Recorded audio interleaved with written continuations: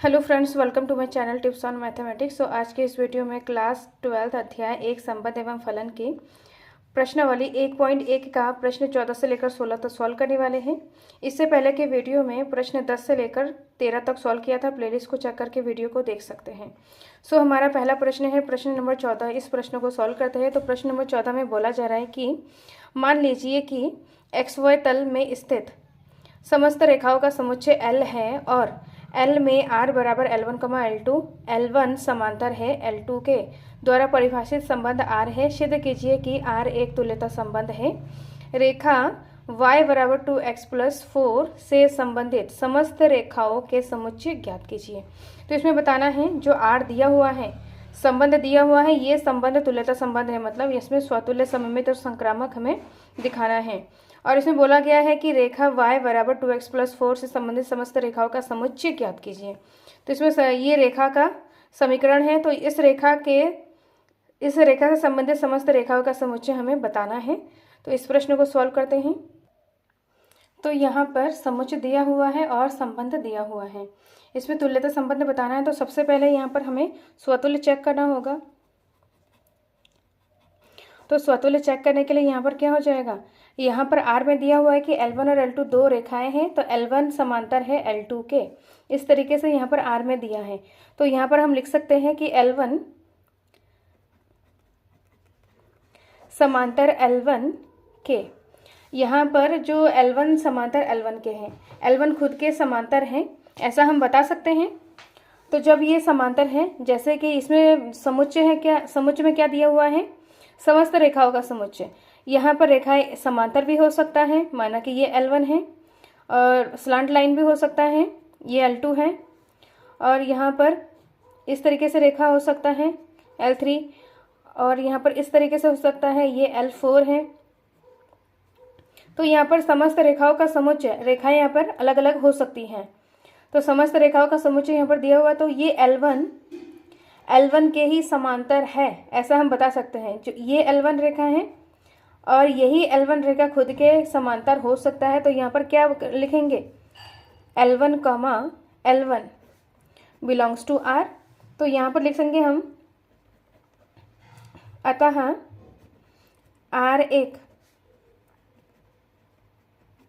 स्वतुल्य संबंध है। स्वतुल्य हो जाएगा। आज सेकंड पॉइंट में क्या है, सममित।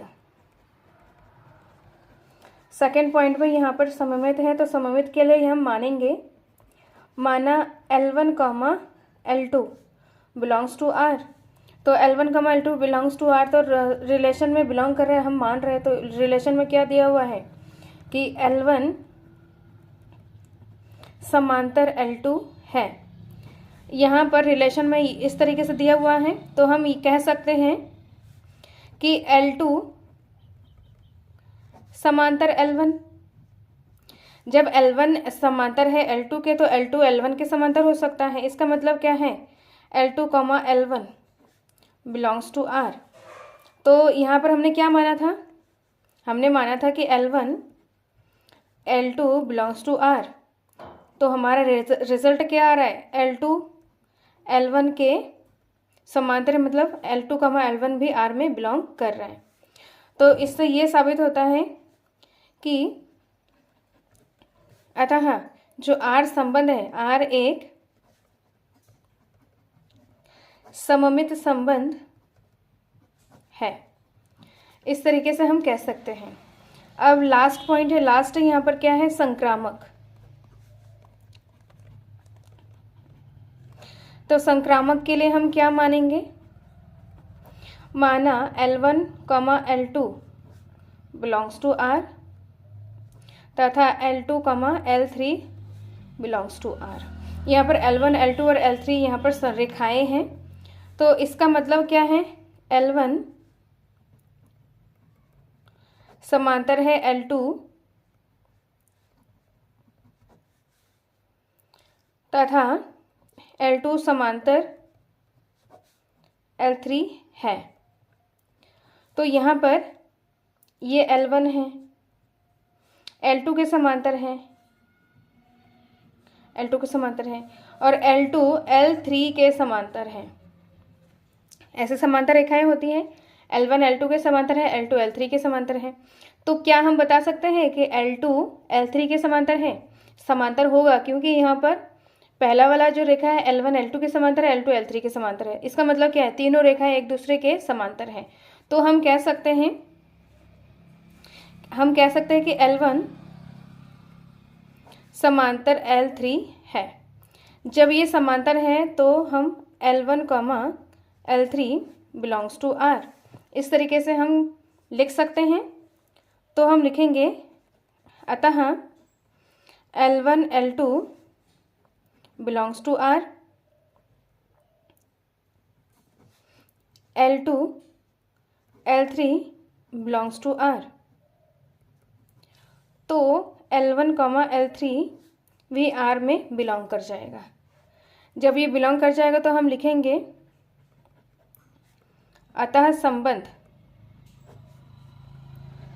R एक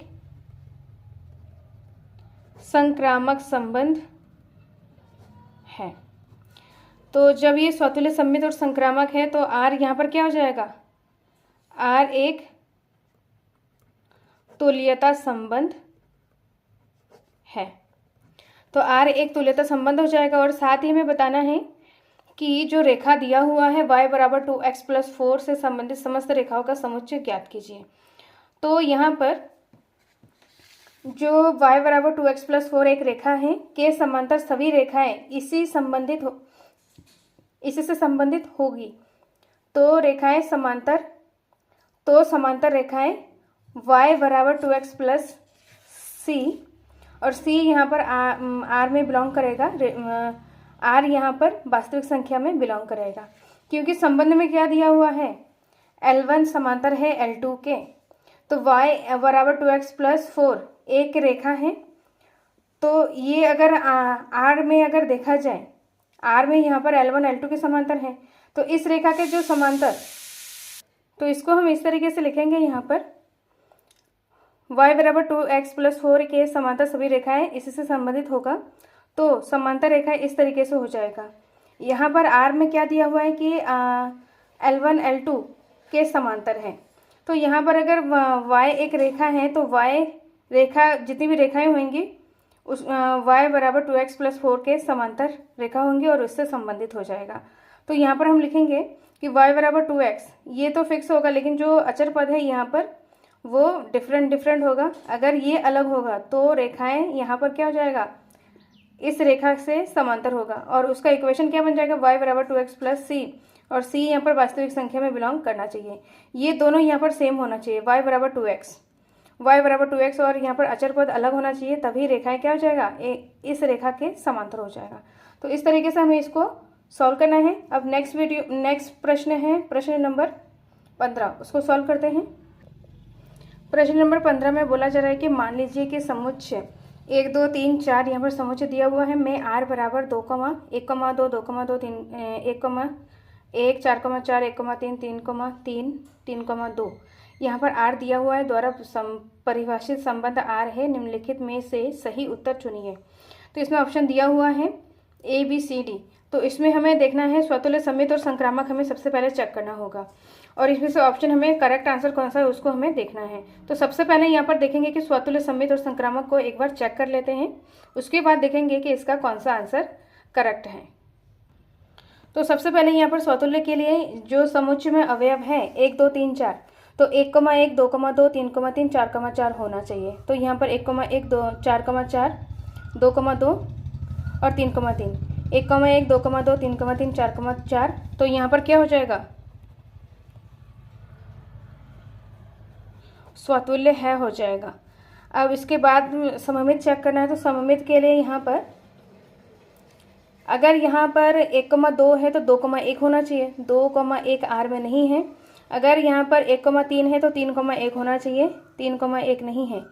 यहाँ पर 3, 2 है तो 2, 3 होना चाहिए, जबकि नहीं है। तो यहाँ पर क्या हो जाएगा? सममित नहीं। अब लास्ट यहाँ पर स्वतुल्य सममित और संक्रामक चेक करना। तो संक्रामक के लिए यहाँ पर क्या हो जाएगा? 1, 2 और यहाँ पर 2,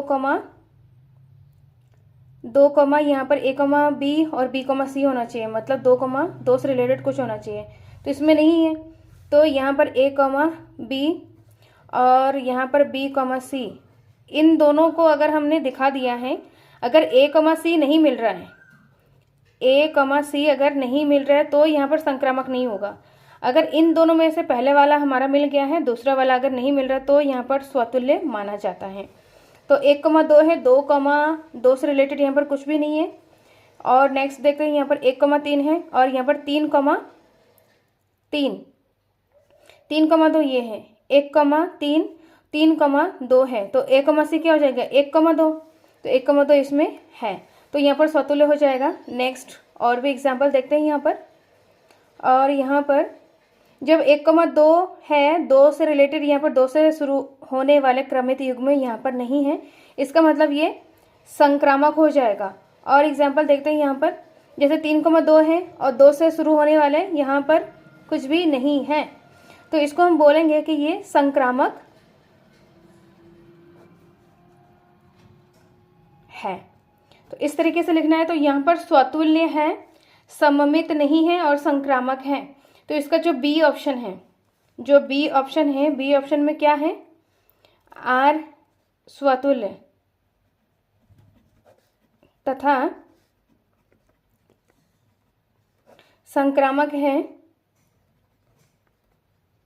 किंतु सममित नहीं है, इस तरीके से है। यहाँ पर स्वतुल्य और संक्रामक है लेकिन संक्रामक नहीं है, तो इसका बी ऑप्शन क्या हो जाएगा, करेक्ट आंसर हो जाएगा। अब नेक्स्ट है प्रश्न नंबर 16, उसको सॉल्व करते हैं। प्रश्न नंबर 16 में बोला जा रहा है कि मान लीजिए कि समुच्चय n में r बराबर a, b, a बराबर b माइनस 2 और b यहाँ पर 6 से बड़ा है, द्वारा प्रदत्त संबंध r है, निम्नलिखित में से सही उत्तर चुनिए। तो यहाँ पर r दिया हुआ है और समुच्चय यहाँ पर क्या है, नेचुरल नंबर है। तो इसमें दिया हुआ है कि जो b है, यहाँ पर b बराबर क्या हो जाएगा 7, 8, 9, 10, 11, इस तरीके से इनफाइनाइट तक जाएगा। इसमें जो नेचुरल नंबर है, जो समुच्चय है, n से n में वेरीफाई मतलब करेगा, n से n में मैपिंग है। जो यहाँ पर जो संबंध है n से n में मैपिंग है, तो यहाँ पर ये b के अवयव है, मतलब यहाँ पर जो प्रांत हो जाएगा सहप्रांत, वो नेचुरल नंबर होना चाहिए। तो इसमें b क्या है, 6 से बड़ा, मतलब 7 से स्टार्ट हो जाएगा, 7, 8, 9, 10 से लेकर प्लस के इनफाइनाइट तक, ये b के अवयव हैं। अब इसमें हमें चेक करना है। और a यहाँ पर क्या दिया हुआ है, a बराबर b माइनस 2, ये हमारा दिया हुआ है। a और b में क्या है, 2 2 का गैपिंग है। तो सबसे पहला ऑप्शन है इसमें, ऑप्शन ए में क्या है 2,4 बिलोंग्स टू r, इस तरीके से है। तो यहाँ पर अगर a में रखा जाए, a बराबर क्या है b माइनस 2, a यहाँ पर 2 है और b यहाँ पर 4 माइनस 2 है, तो यहाँ पर 2, इसको माइनस करेंगे 2 आ जाएगा। तो यहाँ पर क्या है, ये बराबर है, लेकिन जो b यहाँ पर क्या है 4 है, जो कि b यहाँ पर 4 से स्टार्ट नहीं है, 7 से शुरू है, तो ये क्या हो जाएगा, a ऑप्शन यहाँ पर करेक्ट नहीं होगा। अब बी ऑप्शन में क्या बोला जा रहा है, बी ऑप्शन में 3,8 बिलोंग्स टू r है।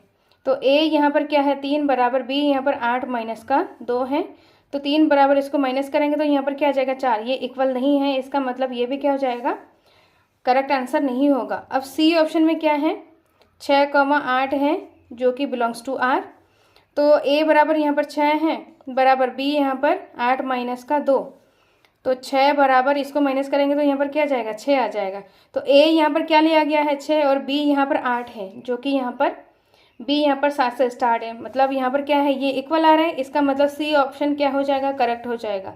अब d को भी एक बार चेक कर लेते हैं। तो d यहाँ पर क्या है 8,7 बिलोंग्स टू r, तो a यहाँ पर 8 हो जाएगा और b यहाँ पर 7 माइनस 2, तो 8 बराबर 7 में से 2 को माइनस करेंगे तो क्या आ जाएगा 5 आ जाएगा, जो कि यहाँ पर क्या है इक्वल नहीं है, तो ये क्या हो जाएगा गलत आंसर हो जाएगा। तो इसका सही आंसर क्या हो जाएगा, ऑप्शन नंबर सी इसका करेक्ट आंसर हो जाएगा। तो इस तरीके से हमें इसको सॉल्व करना है। नेक्स्ट वीडियो में हम फलन के प्रकार, उससे रिलेटेड टॉपिक को करने वाले हैं, आगे के एग्जाम्पल को सॉल्व करने वाले हैं। इस वीडियो में कोई डाउट हो, कोई क्वेश्चन पूछना हो तो कमेंट बॉक्स में कमेंट करें। वीडियो अच्छा लगे तो लाइक शेयर एंड सब्सक्राइब करें और टिप्स ऑन मैथमेटिक्स के साथ बने रहें, जिसमें हम क्लास 12 के हर एक क्वेश्चन को सॉल्व करने वाले हैं, पूरे एनसीईआरटी बुक को सॉल्व करेंगे। सो मिलते हैं नेक्स्ट वीडियो में। Thank you so much.